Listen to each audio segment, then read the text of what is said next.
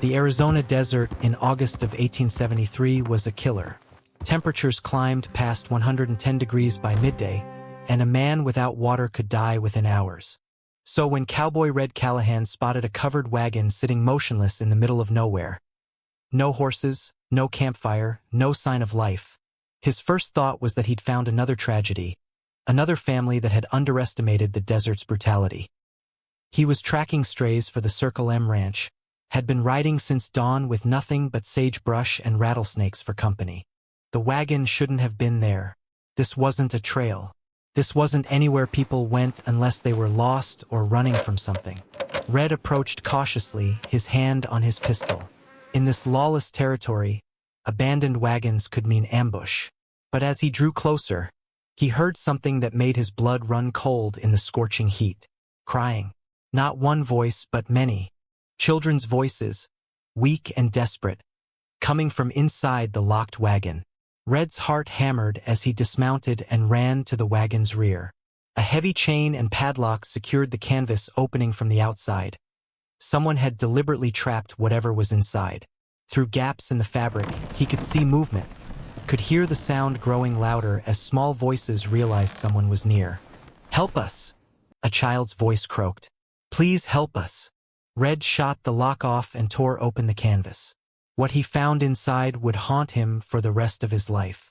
20 children, ranging from a baby to a teenager, crammed into that suffocating wagon like animals. Their faces were red and blistered from heat. Their lips were cracked and bleeding. Some were unconscious. Others reached toward him with trembling hands, too weak to speak. They'd been locked in there to die, left in the desert like garbage. And Red Callahan, a simple cowboy with 2 canteens of water and a long ride back to civilization, was their only hope. The choice he made in the next 60 seconds would save 20 lives, change an entire territory's approach to orphan care, and prove that sometimes one person's courage is all that stands between innocent souls and absolute evil. But first, he had to keep them alive. And the odds of that were almost zero. This is the true story of the day a cowboy became a hero, and 20 forgotten children became a family. Red Callahan stood frozen for exactly 3 seconds, his mind trying to process the nightmare before him. Then training and instinct took over. He began pulling children out of the wagon, starting with the ones who weren't moving, laying them in the small strip of shade the wagon provided. His hands shook as he checked for pulses, for breathing, for any sign that he hadn't arrived too late. 19 of the 20 were still alive. Barely. The oldest, a boy who looked about 13, managed to whisper between cracked lips, "Water, please." Red had 2 canteens. 2 canteens for 21 people in the middle of the desert, at least a day's hard ride from the nearest town. The math was brutal and simple. What he had wouldn't be enough. Not even close. "What happened?" Red asked as he carefully dripped water into the boy's mouth. "Who did this?" The boy's name was Daniel, and between sips that Red rationed with agonizing care, he told a story that made Red's jaw clench with rage. The children were all orphans from a place in El Paso run by a man named Cyrus Blackwell. 3 days ago, Blackwell had loaded them into this wagon, told them they were going to new families, to ranches where they'd have homes and proper care. The children had believed him. They'd climbed in willingly, excited about finally belonging somewhere. Instead, Blackwell and his partner had driven them deep into the desert, given them almost nothing to eat or drink. Then yesterday morning had simply stopped here, chained the wagon shut and ridden away. Daniel had heard Blackwell tell his partner that the orphanage was losing money, that the children were more trouble than they're worth, and that the desert would solve their problem permanently. Red felt a rage unlike anything he'd experienced in his 40 years. He'd seen plenty of cruelty on the frontier. Men killed over card games, families murdered by raiders, women and children left to starve when the men died. But this was different. This was calculated, cold. These children had been deliberately sentenced to death by someone they trusted. But rage wouldn't save them. Only action would. Red quickly assessed his situation. He had 2 canteens, now half empty after giving each child a small drink. He had some dried beef and hardtack in his saddlebags. He had his horse, which was tired from the morning's ride and would need water soon itself. He had his weapons and his bedroll. That was everything. Against this, he faced brutal reality. 20 children who needed immediate medical care. The nearest town, Mesquite Wells, was at least 30 miles north. A full day's hard ride even for a man alone on a good horse. The Circle M Ranch where he worked was about 25 miles west. There was supposedly a small spring about 15 miles east, though Red had never personally seen it and wasn't certain it still flowed in this drought.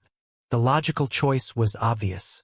Give the children what water he had, ride as fast as possible for help, and pray that help could reach them before the desert claimed them. It was the only sensible option, the only one that gave him a chance of survival.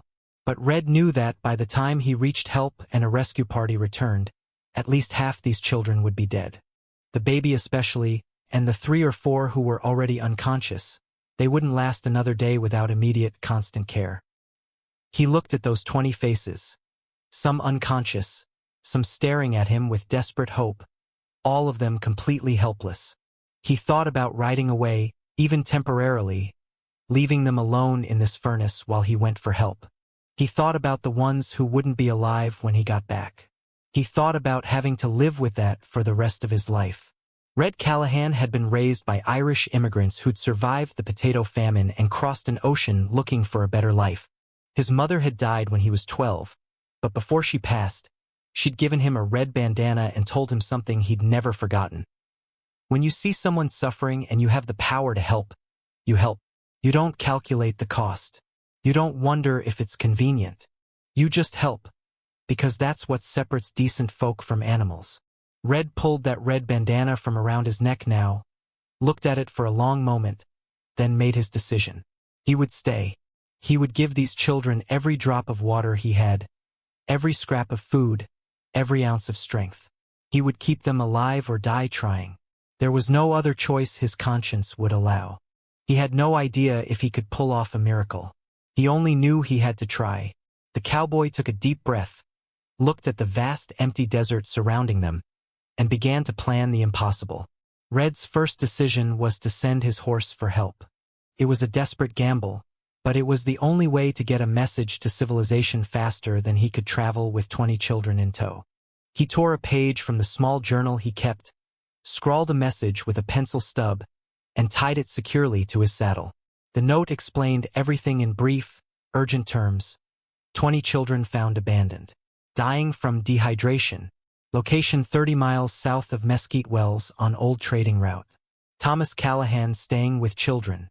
Send help immediately.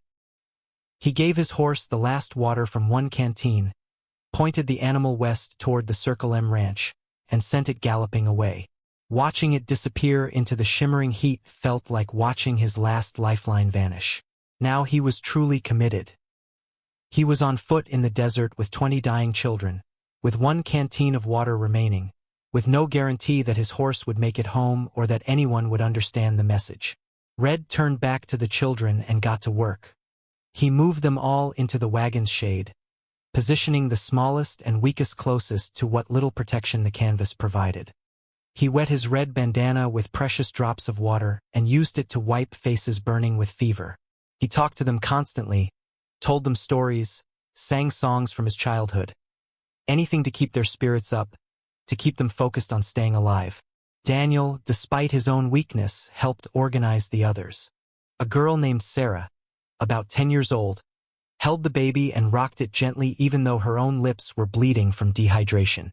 These children, who'd already survived so much, showed a strength that amazed Red and broke his heart simultaneously.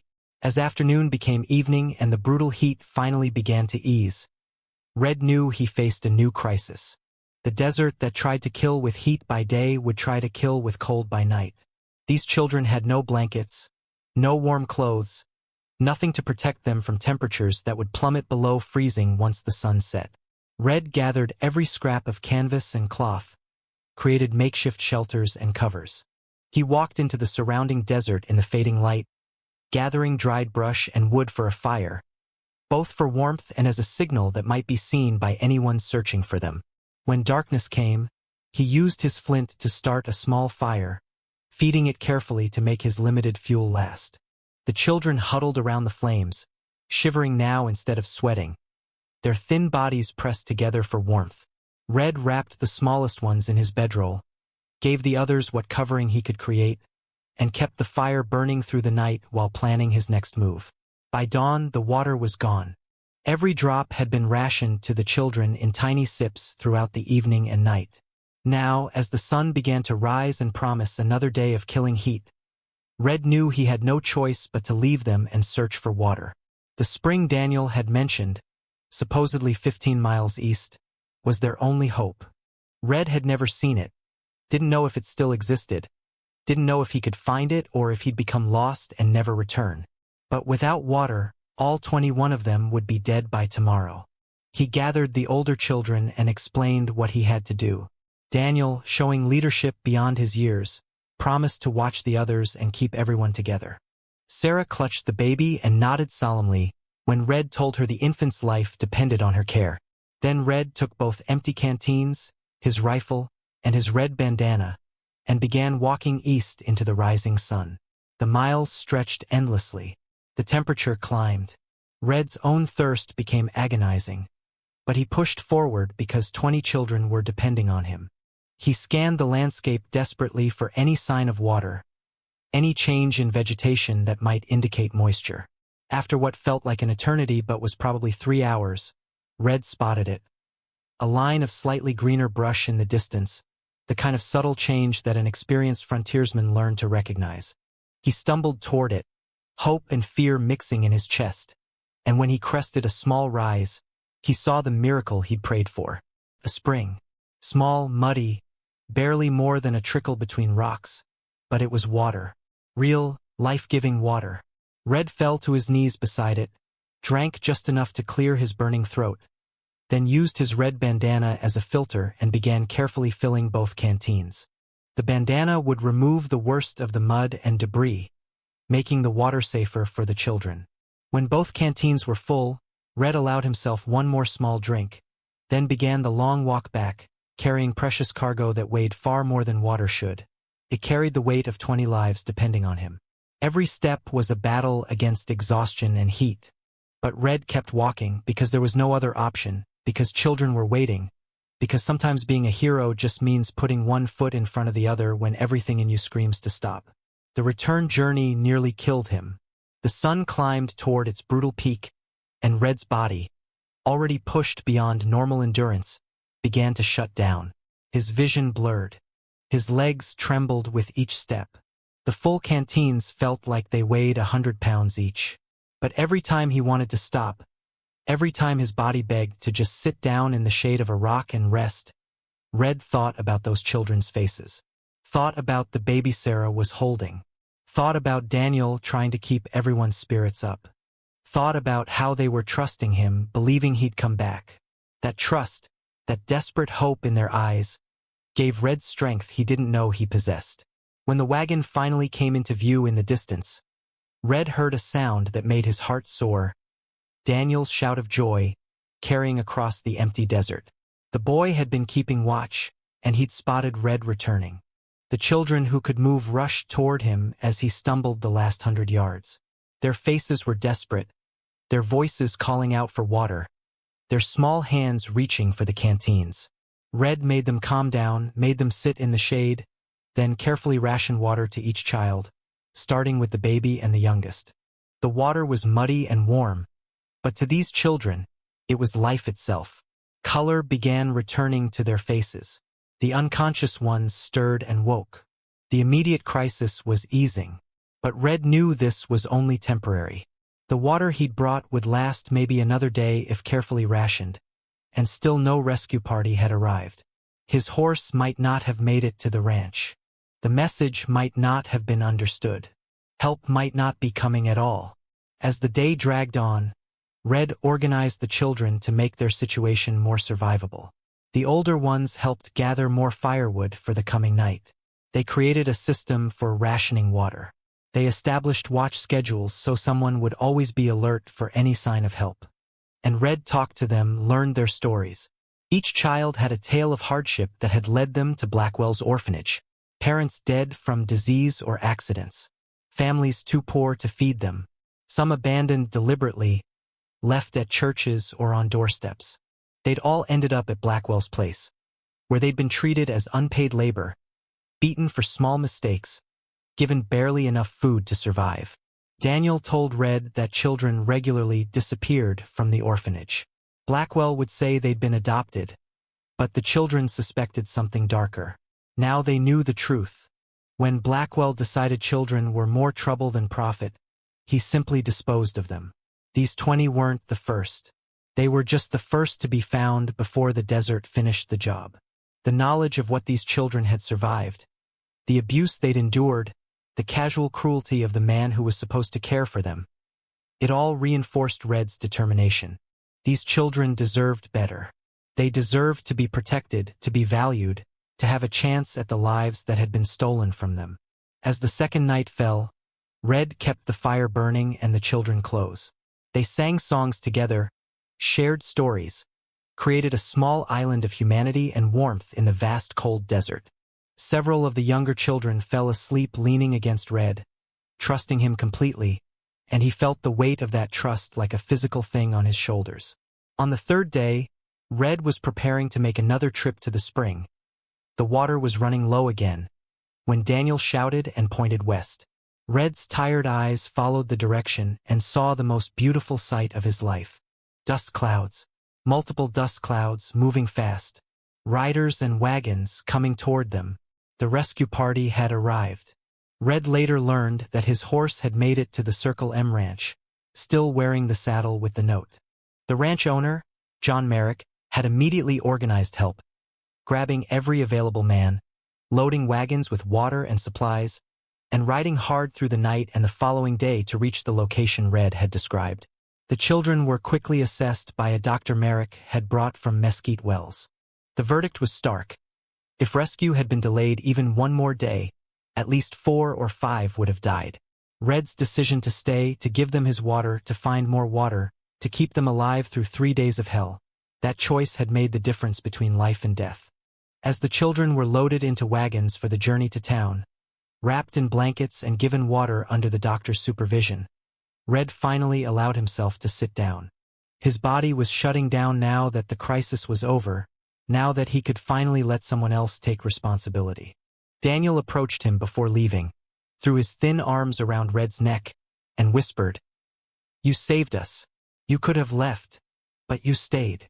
Red, too exhausted for words, just held the boy and nodded. The miracle in the desert was complete. 20 children who should have died were going to live. But the story was far from over. The rescue of 20 children from certain death in the Arizona desert became immediate news throughout the territory. Newspapers sent reporters to interview Red and the children. The story spread like wildfire. The heroic cowboy, the innocent victims, the calculated cruelty of the man who'd abandoned them. But while Red was being celebrated as a hero, a more important process was underway. The law was hunting for Cyrus Blackwell. The sheriff, armed with testimony from the children and physical evidence from the abandoned wagon, launched a manhunt. Blackwell and his assistant had fled after locking the children in the wagon, probably believing the desert would erase all evidence of their crime. But the publicity from the rescue made them wanted men throughout the territory. Took 4 months, but eventually both men were captured. Blackwell was found in New Mexico trying to start another orphanage under a false name. His assistant was caught in El Paso attempting to flee to Mexico. The trial was one of the most sensational in territorial history. Red testified about finding the children and their condition. Daniel and several other children took the stand, describing the abuse at Blackwell's orphanage and the lies that led them to trust him before he locked them in that wagon to die. What emerged during the trial was even more horrifying than anyone had imagined. Investigators discovered that Blackwell had been running his orphanage as a money-making scheme, collecting payments from the territory for each child while spending almost nothing on their care. When children became sick, injured, or simply too expensive to maintain, he disposed of them. These 20 children weren't his first victims. They were just the first to survive long enough to tell the story. The judge, in pronouncing sentence, gave a speech that was reprinted in newspapers across the nation. He talked about society's obligation to protect its most vulnerable members, about how children weren't property to be disposed of but precious lives deserving of care. He contrasted Blackwell's calculated cruelty with Red Callahan's spontaneous heroism, calling them examples of the worst and best of human nature. Blackwell was sentenced to life in prison at hard labor. His assistant received 20 years. But more important than their punishment was the broader impact the case created. The publicity from the trial led to investigations of orphanages throughout the territory. Reforms were enacted requiring regular inspections and oversight. New laws were passed to protect children who had no parents to advocate for them. The casual neglect and abuse that had been common in many institutions could no longer be hidden. But the most significant change came from an unexpected source. John Merrick, the wealthy rancher who'd organized the rescue party, was deeply moved by the children's story and by Red's sacrifice. Merrick had never married, had no children of his own, and as he approached his later years, he'd been thinking about legacy and purpose. He made Red an offer that would change everything. Merrick wanted to create a permanent home for the 20 rescued children on his ranch. Not a traditional orphanage, but a working ranch where children could live, learn, go to school, and eventually earn their own land if they chose to stay. It would be called the Circle M Children's Ranch, and Merrick wanted Thomas Callahan to run it. Red was shocked. He was a cowboy, not a teacher or administrator. He had no experience raising children or running institutions. But Merrick insisted that the qualities Red had displayed, his courage, his selflessness, his basic decency, were exactly what traumatized children needed most. Red thought about those 3 days in the desert, about how finding those children had felt like more than random chance, like a turning point that had given his life new meaning. He thought about Daniel and Sarah and all the others, and how they trusted him when they had no reason to trust any adult. He accepted Merrick's offer. Within months, construction began on the new facility. Red worked alongside builders, designing dormitories that felt like homes, a schoolhouse where children could receive real education, a dining hall where they'd share meals as a family. He hired teachers willing to come to the frontier. He created rules that were firm but fair, giving structure without feeling like a prison. Most importantly, Red made himself available to every child every day. He learned their names, their stories, their fears and dreams. He became the stable adult presence none of them had ever had before. The first year was difficult. Many children had nightmares, reliving their trauma. Some struggled with trust, having learned that adults could be cruel. Others struggled with school, having never received proper education. Red addressed each challenge with patience he didn't know he possessed. He sat beside beds during nightmares. He never gave up on any child. He made sure everyone knew they were valued, that their lives mattered, that they were safe now. Daniel became his unofficial assistant, helping bridge the gap between adult authority and children's perspectives. Sarah, who'd held the baby through those terrible days, developed a gift for comforting younger children. Slowly, the 20 children who'd nearly died in the desert began to heal. They began to laugh. They began to trust. They began to become kids again. As word spread about the Circle M Children's Ranch and the innovative approach to orphan care, something remarkable happened. People wanted to help. Donations poured in from across the territory: clothes, toys, books, money. Churches and civic organizations organized fundraisers. Other wealthy ranchers, inspired by Merrick's example, contributed resources and support. But more significantly, families from surrounding areas began visiting the ranch, not as curiosity seekers but as people genuinely wanting to help. Some brought gifts. Others volunteered to teach special skills. A few families even opened their homes to children for holidays, giving them tastes of traditional family life. The circle of community support that formed around these 20 children became a model for how society could care for its most vulnerable members. As the years passed, the children grew up, and their individual stories demonstrated the power of the second chance they'd been given. Daniel, the oldest boy who'd helped keep the others alive in the wagon, showed natural leadership ability. Red mentored him intensively, teaching him not just ranching skills but principles of integrity and hard work. When Daniel turned 18, John Merrick offered him a position as junior foreman. By the time Merrick died years later, Daniel had become a successful rancher himself, inheriting a portion of the land as Merrick had promised. Sarah became a teacher, first at the ranch school and later in Mesquite Wells, shaping hundreds of young minds over a 30-year career. She never forgot what it felt like to be helpless and scared, and she dedicated her life to making sure other children received the education and opportunities she'd been denied. The baby Rose, who had no memory of the ordeal but grew up knowing the story, became a nurse.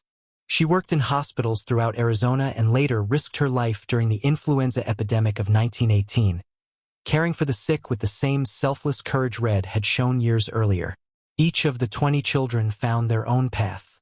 Some became ranchers, others became teachers, shopkeepers, craftsmen, parents.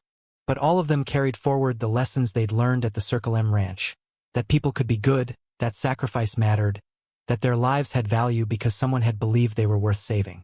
The Circle M Children's Ranch continued operating for decades, long after the original 20 had grown and moved on. New children arrived, orphaned by disease, accident, or abandonment, all finding the same safe haven Red and Merrick had created. Over the years, more than 500 children passed through the ranch. They were educated, taught valuable skills, and launched into independent lives.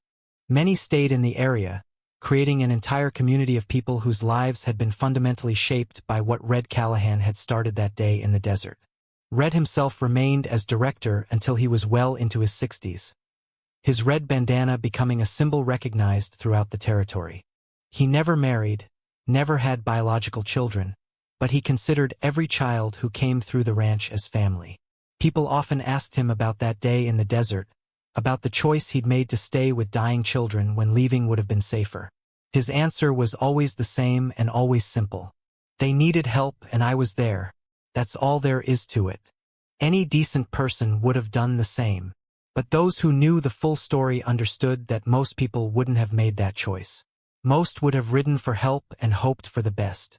Red had stayed because his conscience demanded it, because his values wouldn't allow him to abandon helpless children, because he understood that doing what's right isn't always the same as doing what's easy. His example inspired others.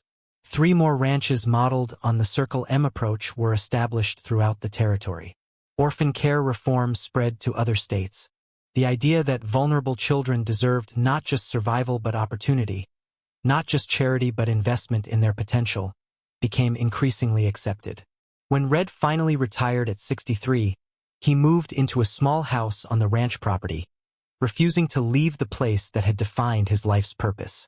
Former students visited regularly, bringing their own children to meet the legendary Red Callahan. Local schools invited him to speak about courage and making hard choices.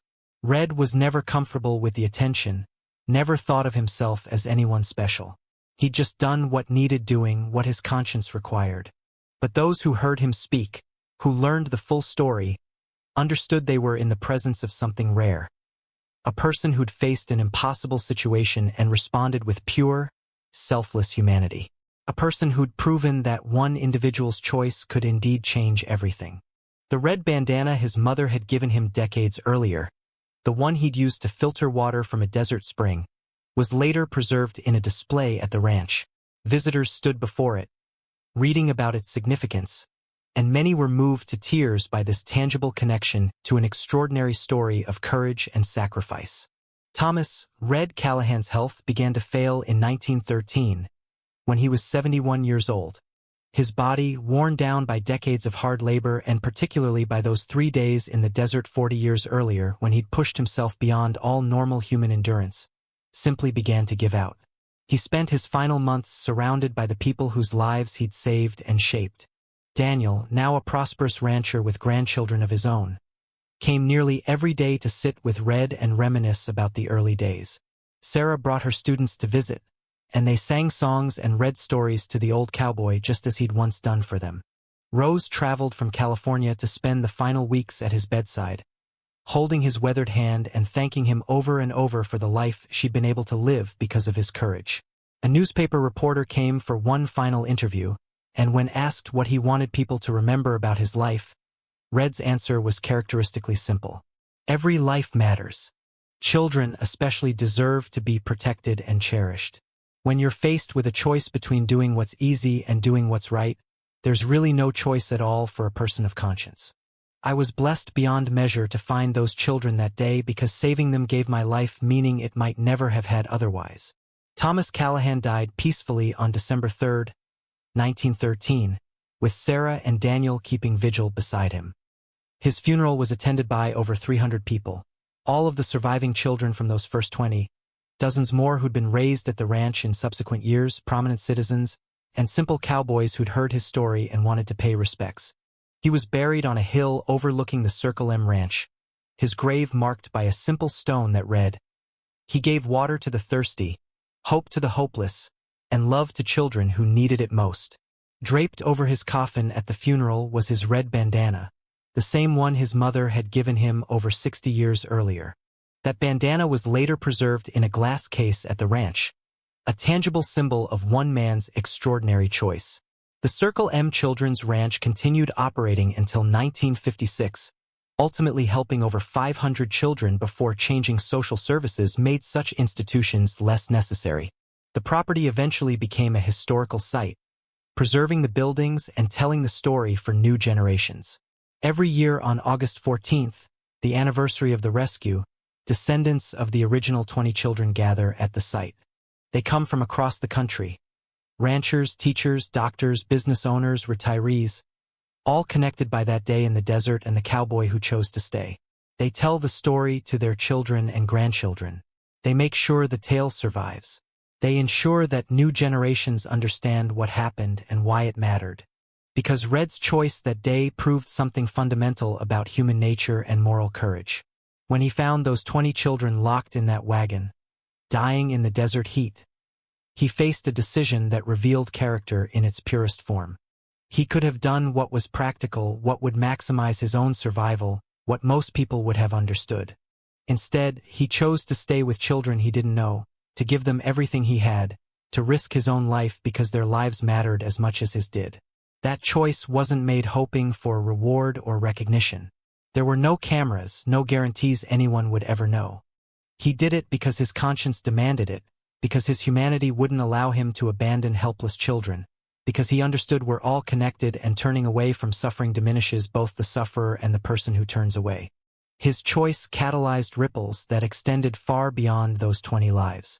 The rescue brought attention to terrible conditions in many orphanages. It led to reforms that protected thousands of children. It inspired the creation of institutions that helped hundreds more. It fundamentally changed how society in the Western Territories thought about orphan care.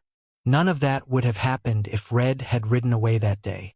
None of those children would have been protected. None of those reforms would have occurred. One man's decision became the seed from which an entire movement grew. The children themselves, those 20 souls who survived and went on to live full lives, became living proof of human resilience and the power of second chances. Given safety, education, love, and opportunity, they thrived. They became contributors to society, loving parents, community leaders.